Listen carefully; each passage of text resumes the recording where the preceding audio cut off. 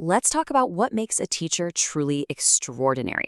We're not just talking about someone who can explain a subject well, but someone who really truly ignites that fire for learning in you.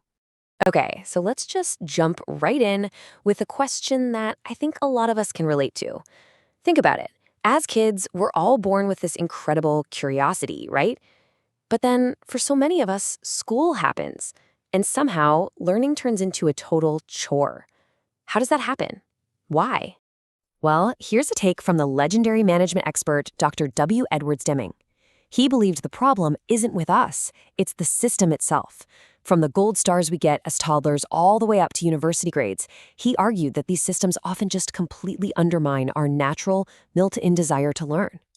And that gets us to this idea we can call the learning paradox. It's kind of wild when you think about it. We're literally built to learn. One anthropologist even called it our most basic human drive. And yet, the very places that are supposed to teach us often work against our own instincts. Here's where the big shift happens. For a lot of people, school stops being about actually understanding stuff. Instead, it becomes a performance. It's all about getting the right answer, getting the grade, getting that approval. So we get conditioned to just memorize information long enough to spit it back out on a test, not to really truly learn it. So how do we start to fix this whole mess? Well, the key, especially when we're talking about college or professional training, is to get a really clear picture of who we're actually teaching. So let's meet the adult learner. Now, this sounds super obvious, right? But in the world of education, this was a revolutionary idea.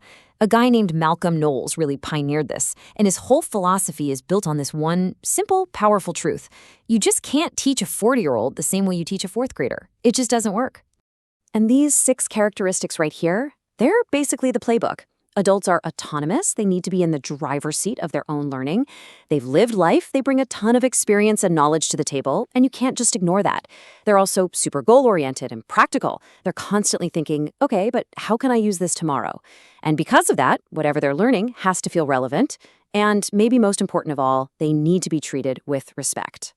All right, so now that we've got a handle on who we're teaching, let's talk about the how. What are the absolute must-haves that make a learning experience actually work and stick? These are the real cornerstones. Peter Senge broke it down into 4 essential ideas. First up, desire. You can't just force-feed people information they don't care about. Second, action. Real learning isn't a spectator sport. You learn by doing, by trying, by experiencing. Third, reflection. This is huge. You have to step back and think about what you just did to make sense of it all. And finally, none of this gets off the ground without the right kind of motivation.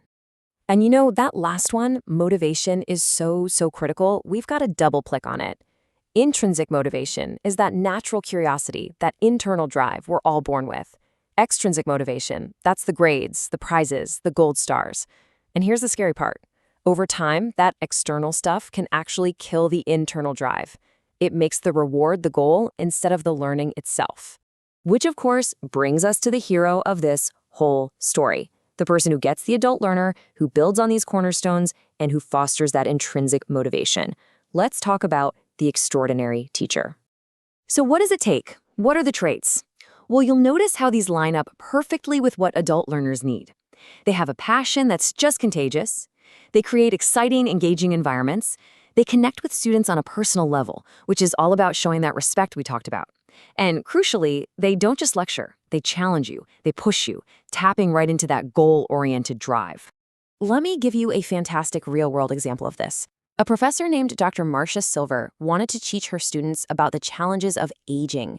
So, did she just show a PowerPoint? Nope, she had them experience it. They wore glasses smeared with Vaseline, put in earplugs, and tried to get around with walkers.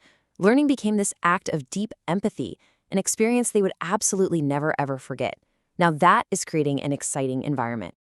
And here's another great voice, Dr. Cyril Blavo. He just nails it. He says regurgitation isn't learning. So what does he do? He gets away from the podium. He's walking the aisles, talking with students.